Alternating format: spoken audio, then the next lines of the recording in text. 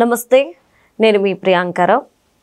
బీహార్ ఎలక్షన్స్లో కాంగ్రెస్ పార్టీ ఘోర పరాజయం చవిచూసింది. మరి ఈ నేపథ్యంలో కాంగ్రెస్ పని ఇంకా అయిపోయింది, భూస్థాపితం అయిపోయింది, ఇంకెవరు ఆ పార్టీని నమ్మే స్థితిలో లేరు అని చెప్పేసి అందరూ అనుకుంటున్న టైంలో చిన్న ఆశాజ్యోతి రేవంత్ రెడ్డి గారు. మరి రేవంత్ రెడ్డి గారు కాంగ్రెస్ పార్టీని మళ్ళీ పుంజుకునేలా చేస్తారు అని చెప్పేసి కొంతమంది అంటున్నారు. మరి ఇది సాధ్యమయ్యే పనేనా అనేది తెలుసుకుందాం. మనతో మాట్లాడడానికి సీనియర్ జర్నలిస్ట్ శేషరావు గారు ఉన్నారు, ఆయన అడిగి తెలుసుకుందాం. నమస్కారం సార్. సార్, ఏంటి రాహుల్ గాంధీ పని అయిపోయింది, ఇంకా కాంగ్రెస్ భూస్థాపితం అయిపోయింది అని చెప్పేసి ఇంకొంతమంది అంటుంటే, రేవంత్ రెడ్డి ఉన్నాడు, రేవంత్ రెడ్డి మళ్ళీ కాంగ్రెస్ పుంజుకునేలా చేస్తాడని ఇంకొంతమంది అంటున్నారు. ఏం జరుగుతుంది అసలు? ఏదైనా జరగచ్చు రాజకీయాల్లో. ఇది జరుగుతుంది, ఇది జరగదు, ఈ పార్టీ ఆ పార్టీతో కలుస్తుంది, ఆ పార్టీ ఈ పార్టీతో అలయన్స్ అవుతుంది అని చెప్పి మనం ఇతిమిద్దంగా చెప్పలేం. ఏ పార్టీతో కలుస్తుంది, ఏ పార్టీతో అలయన్స్ పెట్టుకుంటుంది. ఈ పార్టీతో అలయన్స్ పెట్టుకోదు అని చెప్పి మనం చెప్పడానికి లేదు. ఎందుకనంటే 2009 ఎలక్షన్లో టిఆర్ఎస్ పార్టీ, ఆ రోజున టిఆర్ఎస్ పార్టీ, తెలుగుదేశం పార్టీ, కమ్యూనిస్టులు అందరూ కలిసి మహాకూటమిగా ఏర్పడ్డారు. తెలుగుదేశం పార్టీ యాంటీగా బీఆర్ఎస్ పార్టీ ప్రచారం చేసి బలపడింది. అలాంటి బీఆర్ఎస్ పార్టీ మరి తెలుగుదేశం పార్టీ పొత్తు పెట్టుకుంది కదా 2009లో. ఎందుకు పెట్టుకుంది? మహాకూటమికి ఎందుకు ఏర్పడింది? ఇవాళకి కూడా ద్వేషిస్తారు కదా తెలుగుదేశం పార్టీని. చంద్రబాబు గారి మీద అనేక సందర్భాల్లో అనేక రకాలుగా విషయం చెప్పారు కదా. తెలంగాణ వ్యతిరేక అన్నారు కదా చంద్రబాబు గారిని, తెలంగాణ ద్రోహి అన్నారు కదా. ఆయనతో పాటు ఆంధ్ర వాళ్ళని కించపరిచారు కదా, కించపరుస్తూ అనేక రకాలుగా మాట్లాడారు కదా. అదే చంద్రబాబు నాయుడు గారితో మీరు ఎట్ట పొత్తు పెట్టుకున్నారు? తెలంగాణ ద్రోహి అనుకుందాం వాళ్ళు చెప్పినట్టు. మరి తెలంగాణ ద్రోహితో మీరు బీఆర్ఎస్ పార్టీ, ఆ రోజున్న టీఆర్ఎస్ పార్టీ ఎందుకు పొత్తు పెట్టుకుంది తెలుగుదేశం పార్టీ తోటి? చంద్రబాబు నాయుడు గారు తెలంగాణ ద్రోహి కాదు. చంద్రబాబు నాయుడు గారు కనుక లెటర్ ఇవ్వకపోతే తెలంగాణ రాదు. 2 సార్లు లెటర్ ఇచ్చారు నాకు తెలుసు. సెకండ్ టైం లెటర్ ఇచ్చినప్పుడు ఆ డ్రాప్ చేసేటప్పుడు నేను పక్కనే ఉన్నా, నాకు తెలుసు. సో మరి ఎలా అంటారు మీరు తెలంగాణ ద్రోహి అని? తెలంగాణలో ఆ రోజున మీకోసం యాత్రలో, ఆ యాత్రలో కూడా నేను ఉన్నా చంద్రబాబు గారితో ఆల్మోస్ట్ 100 days ఉన్నాను. ప్రతి వేదిక మీద ఆయన చెప్పారు, మీ మనోభావాల కోసం, మీ ఆత్మగౌరవం కోసం మీరు ఏం చెప్తే మీ మనోభావాల మేరకు నేను కట్టుబడి ఉంటాను. మీరు ప్రత్యేక రాష్ట్రం కావాలనుకుంటే దానికి నేనేం అభ్యంతరం పెట్టను అని చెప్పి చాలా సందర్భాల్లో ఆయన డిబేట్ పెట్టారు. డిబేట్ పెట్టి తెలంగాణ ప్రజల ఆకాంక్షల మేరకు, తెలంగాణ ప్రజల కోరిక మేరకు ఆయన లెటర్ ఇచ్చారు. నాకేం అభ్యంతరం లేదు, రాష్ట్రాన్ని విడదీస్తే, కాకపోతే విడదీసేటప్పుడు మీరు 2 రాష్ట్రాలకు న్యాయం చేయండి, న్యాయం చేసి మీరు విడదీయండి. ఎందుకనంటే ఉమ్మడి ఆంధ్రప్రదేశ్ ఉన్నప్పుడు ఆంధ్రప్రదేశ్ ప్రజల యొక్క శ్రమశక్తి కానీ, ఆంధ్రప్రదేశ్ ప్రజల యొక్క ఆస్తులు కానీ, ఆంధ్రప్రదేశ్ ప్రజలకు సంబంధించిన సంపద కానీ తెలంగాణలో ఉంది. తెలంగాణలో అంటే హైదరాబాద్లో ఉంది. హైదరాబాద్ అనేది రాజధాని అనుకున్నారు అందరూ. ఆంధ్ర ప్రజలు అనుకున్నారు, తెలంగాణ ప్రజలు అనుకున్నారు. కాబట్టి హైదరాబాద్లో ఆస్తులు పెద్ద ఎత్తున ఉన్నాయి. దీన్ని దృష్టిలో పెట్టుకొని మీరు రాష్ట్రాన్ని విడదీసేటప్పుడు ఎవరికి అన్యాయం చేయకుండా మీరు టెంకాయలాగా 2 భాగాలుగా చెయ్యండి. నాకు 2 రాష్ట్రాలు 2 కళ్ళు, మీరు ఒక కన్ను ఉంచుకొని ఇంకో కన్ను తీసేయమండి అంటే కాదు, నాకు 2 కళ్ళు కావాలి అని చెప్పి ఆయన చెప్పాడు. అందుకే వీళ్ళందరూ ఏమన్నారు, ఆయన్ని నాది 2 కళ్ళ సిద్ధాంతం అయింది అని చెప్పి అన్నారు. అలాగే ఈ విధంగా రాష్ట్రానికి 2 సమానంగా చెయ్యండి అన్నందుకు ఆయన టెంకాయ సిద్ధవంతం అని అన్నారు. ఈ విధంగా విమర్శించారు. విమర్శించినటువంటి వాళ్ళు తెలంగాణ అసలు చంద్రబాబు నాయుడు గారు ఇవ్వకపోతే, తెలంగాణ ఎట్టి పరిస్థితుల్లో కూడా లెటర్ ఇవ్వకపోతే తెలంగాణ రాదు, తెలంగాణ వచ్చే అవకాశం లేదు. అలాంటి లీడర్ని, అలాంటి పార్టీని లేకుండా చేశారు.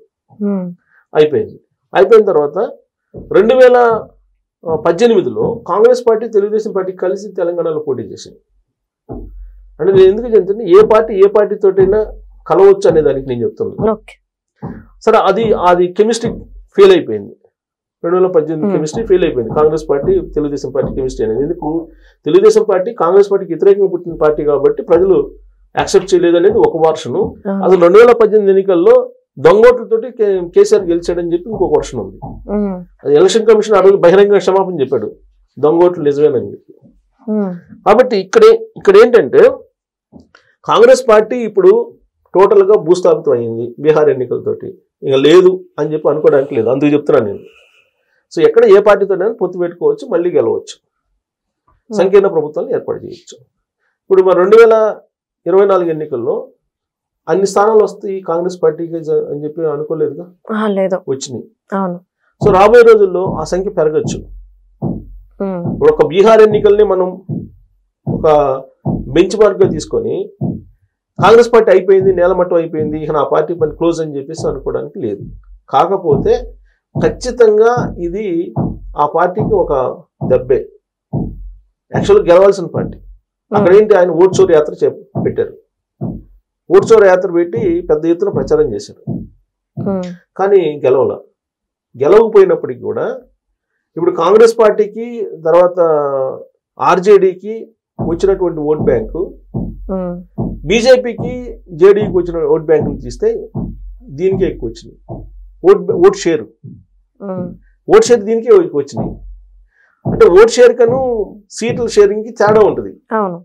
వీళ్ళేమో సీట్లు గెలుచుకున్నారు, అధికారంలోకి వచ్చారు, కానీ ఓట్ షేర్ వచ్చేటప్పటికి వాళ్ళకి ఎక్కువ ఉంది. కాంగ్రెస్ కను ఆర్జేడీ ఓట్ షేర్ ఎక్కువ ఉంది. సో కాబట్టి అయినంత మాత్రం బలహీన పడినట్టు కాదు కాంగ్రెస్ పార్టీ. కాకపోతే బలహీన పడినట్టు ప్రచారం అయితే జరిగింది. పైగా రాహుల్ గాంధీ గారు ఓడిపోయినప్పుడు విదేశాలకు వెళ్ళిపోతుంటారు. ఇప్పుడు ఎక్కడికి వెళ్ళారు, బర్మానే ఎక్కడికి వెళ్ళారు ఆయన. కానీ ఓడిపోయినప్పుడే నిలబడి క్యాడర్కి ధైర్యం చెప్పి పార్టీని ముందుకు నడిపించాలి. కేటీఆర్ గారు జూబ్లీస్లో ఓడిపోయిన తర్వాత ఎమ్మటే ప్రెస్ మీట్ పెట్టారు. ప్రెస్ మీట్ పెట్టి మనకి ఇంత పర్సెంటేజ్ వచ్చింది, 38%, మనం ఆల్టర్నేటివ్ బీజేపీకి అని చెప్పి ముందు మన నెక్స్ట్ మందే అధికారం అని చెప్పి ఒక బూస్టప్ ఇచ్చే ప్రయత్నం చేశారు. అలా రాహుల్ గాంధీ గారు మాట్లాడాలి. కానీ ఆయన ఓడిపోయారు, వేరే దేశంకి వెళ్ళిపోయారు. ప్రతి ఎన్నికలప్పుడు అంతే, ఓడిపోవటం, వేరే దేశంకి వెళ్ళిపోవటం. సో అది నాయకత్వ లక్షణం కాదు. సో కాబట్టి ఇప్పుడు అన్ని దేశంలో ఉండేటువంటి అన్ని రాష్ట్రాల్లో కల్లా 2 పెద్ద రాష్ట్రాల్లోనే కాంగ్రెస్ పార్టీ ఉంది. ఒకటి కర్ణాటక, 2 తెలంగాణ. సో తెలంగాణలో ఉండేటువంటి రేవంత్ రెడ్డి గారు రాహుల్ గాంధీ గారి కోటరీలో ఉన్నారు. రాహుల్ గాంధీ గారి మనిషి అని చెప్పి ఆయనకి ఒక పేరు ఉంది. ఎందుకంటే 2-3 సందర్భాల్లో రాహుల్ గాంధీ గారు పక్కనే నుంచోబెట్టుకొని రాహుల్ గాంధీ గారు, రేవంత్ రెడ్డి గారు ఒకే ఫ్రేమ్ లో కనపడ్డారు. మన్మోహన్ సింగ్ గారు చనిపోయారు, మాజీ ప్రధానమంత్రి. ఆ సందర్భంగా ఫ్యూనరల్ అంత్యక్రియలు జరుగుతున్నప్పుడు ఆ ఉంది కదా ర్యాలీ, దాంట్లో ఒకే జీప్ లో రాహుల్ గాంధీ గారు, రేవంత్ రెడ్డి గారు కనిపించారు. సో ఇలా బీహార్ ఎన్నికల్లో రాహుల్ గాంధీ గారు అలాగే రేవంత్ రెడ్డి గారు కలిసి ప్రచారం చేశారు. కాబట్టి ఇప్పుడు బలంగా ఢిల్లీలో కూడా బలంగా ఉన్నవాళ్ళు ఎవరని అంటే తెలంగాణ ముఖ్యమంత్రి రేవంత్ రెడ్డి గారు కాంగ్రెస్ పార్టీలో. ఇక్కడ సిద్ధరామయ్యది ఆయన అధికారం ఉంటుందా పోద్దా, ఆయన మార్చేస్తారా అనేది వినిపిస్తుంది. కాబట్టి ఓవరాల్ గా కాంగ్రెస్ పార్టీ అధిష్టానం, ఢిల్లీ అధిష్టానాన్ని మళ్ళీ ఉత్సాహపరచాలన్నా, బూస్టప్ ఇవ్వాలన్నా రేవంత్ రెడ్డి గారే కీలకం అవుతారు. ఎందుకు, తెలంగాణలో కాంగ్రెస్ పార్టీ అధికారంలో ఉంది. పవర్ ఉన్నప్పుడు దాని పరిస్థితి వేరే ఉంటుంది. కాబట్టి రాహుల్ గాంధీ గారు, రేవంత్ రెడ్డి గారు ఇద్దరు కలిసి ఖచ్చితంగా మళ్ళీ కాంగ్రెస్ పార్టీని నిలబెట్టడానికి అవకాశం ఉంది దేశవ్యాప్తంగా కూడా. అంటే సార్ ఇప్పుడు కర్ణాటకలో కూడా కాంగ్రెస్ పార్టీ ఉంది. సో సిద్దిరామయ్య గారు కూడా సీనియర్ పొలిటీషియన్, చిన్న ఆయన కాదు. మరి అంత సీనియర్ పొలిటీషియన్ వదిలేసి ఎందుకు రేవంత్ రెడ్డి గారికి అంత హైప్ ఇస్తున్నారు రాహుల్ గాంధీ? రాహుల్ గాంధీ గారు ఏం చెప్తున్నారు, యంగ్ జనరేషన్ రావాలి, కొత్త తరం రావాలి, పాత తరం కొత్త తరానికి గైడెన్స్ ఇవ్వాలి అదే చెప్తున్నారు. ఆ ఈక్వేషన్ లోనే రేవంత్ రెడ్డి గారికి వచ్చింది ముఖ్యమంత్రి పదవి. లేకపోతే ఇక్కడ సీనియర్ ల్యాక్ కాదు, కొత్త రక్తాన్ని ఎక్కిస్తే పార్టీ బలోపేతం అవుతుంది, కొత్త జనరేషన్ కనెక్ట్ అవుతుంది. పాత జనరేషన్ 70+ ఉన్నారు, 70+ ఉంటే కనుక ఇప్పుడు జనరేషన్ కనెక్ట్ కాదు. ఆ కారణంగానే మనం నష్టపోతున్నాం అనేటువంటి ఉద్దేశంతో ఇలాంటి వాళ్ళు ప్రమోట్ చేస్తున్నారు. పైగా లేదంటే ఆయనకి అవసరం ఏముంది, ఆయన జీబులో పక్కన నుంచోబెట్టుకోవాల్సిన అవసరం ఏముంది, రేవంత్ రెడ్డి గారిని, సిద్ధరామయ్య గారిని నుంచోబెట్టుకోవచ్చు కదా. అలా కాదు, రాహుల్ గాంధీ గారి కోటరీలో యంగ్స్టర్స్, అప్కమింగ్ లీడర్స్, వీళ్ళ యంగ్స్టర్స్ కొంత ఈజీగా మూవ్ అయ్యే వాళ్ళు కావాలనుకున్నారు. ఆ కోటరీలో ఈయన ఉన్నారు. అయితే రాహుల్ గాంధీ గారు చేయాల్సిందల్లా ఏంటంటే కొన్ని తప్పులు ఉన్నాయి. 370 నేను మళ్ళీ నేను రీవర్క్ చేస్తాను. తర్వాత ఆర్మీలో అగ్రవర్ణాలు ఉన్నారు, అగ్రవర్ణాల పెత్తనం ఉంది, ఇదే దెబ్బతీసింది బీహార్ లో. ఈ ప్రచారమే దెబ్బతీసింది, అగ్రవర్ణాలు పెత్తనం ఉంది రాహుల్ ఆర్మీలో అనేది.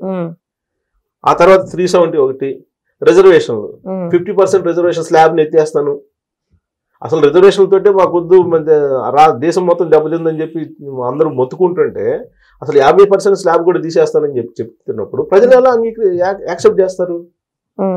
సో కాబట్టి ఇలాంటివన్నీ రెక్టిఫై చేయడానికి రేవంత్ రెడ్డి గారు లాంటి వాళ్ళు ఉంటే తప్ప అక్కడ రాహుల్ గాంధీ గారికి పాలిష్ కావాలి.